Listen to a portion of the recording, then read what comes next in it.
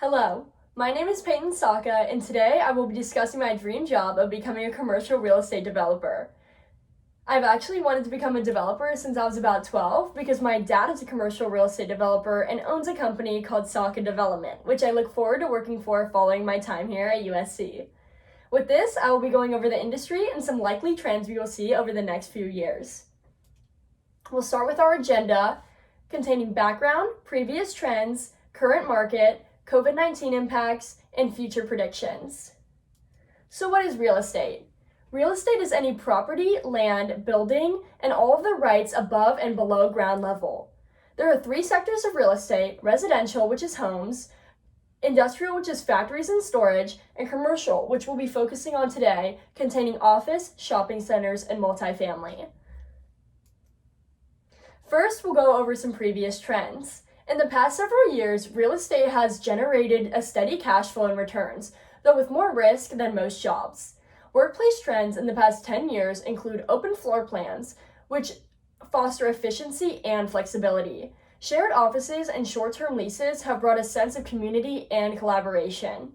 Continually, demographics shift as baby boomers still impact the working age generation, while on the other hand, millennials place a greater emphasis on work-life balance than their parents. So it's not surprising that they've embraced co-working with its commitment-free approach to office space.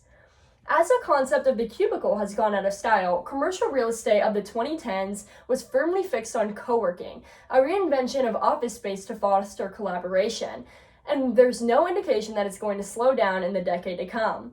In retail, brick and mortar businesses have faced many uncertainties in the last decade as people have stopped shopping in person and instead have transitioned to e-commerce, hurting the retail portion of commercial. Now we will transition to the state of the current market. Since the commercial real estate industry began, location, location, location has always been the traditional mantra, though not necessarily anymore.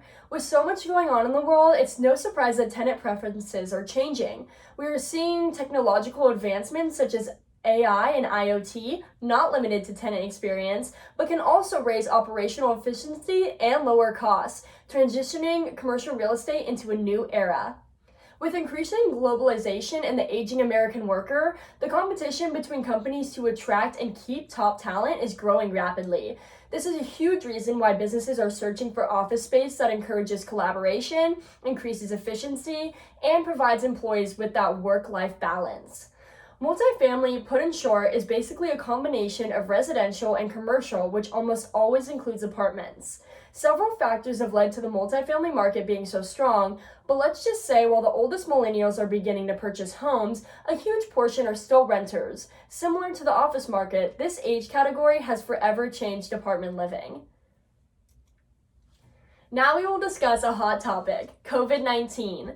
Since the virus outbreak, the commercial real estate has been turned upside down, and real estate players have been hit hard across the value chain.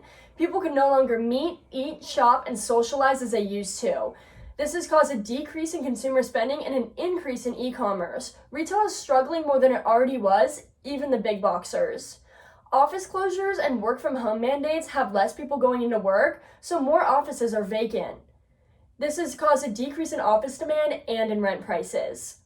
Large and small businesses are refusing and are unable to pay rent, so landlords aren't collecting their regular income, and this has also lessened the demand for office space. Now landlords are struggling to pay building fees while tenants aren't renewing or even fulfilling leases. Though it's impossible to know exactly where the market is going, I have a ton of predictions to share with you. For landlords, they'll probably have to consider much shorter lease terms than in the past and think of more creative ways to use their space in order to attract tenants back. Meanwhile, businesses may opt for smaller office spaces because they don't want to carry that huge rent burden if the pandemic does strike again. Given the health and hygiene awareness raised by COVID-19, there will clearly be a greater demand for more personal space, though this desire for more square footage per person will clash with the tough financial circumstances and need for belt tightening by companies that will be facing after the pandemic. Within commercial office space, the multi-year trend towards densification and open plan layouts may reverse sharply, Public health officials may amend building codes to limit the risk of future pandemics, which would cause a huge change in commercial real estate. While these predictions are great, it is truly the shift to flexibility that will be the greatest change in commercial real estate.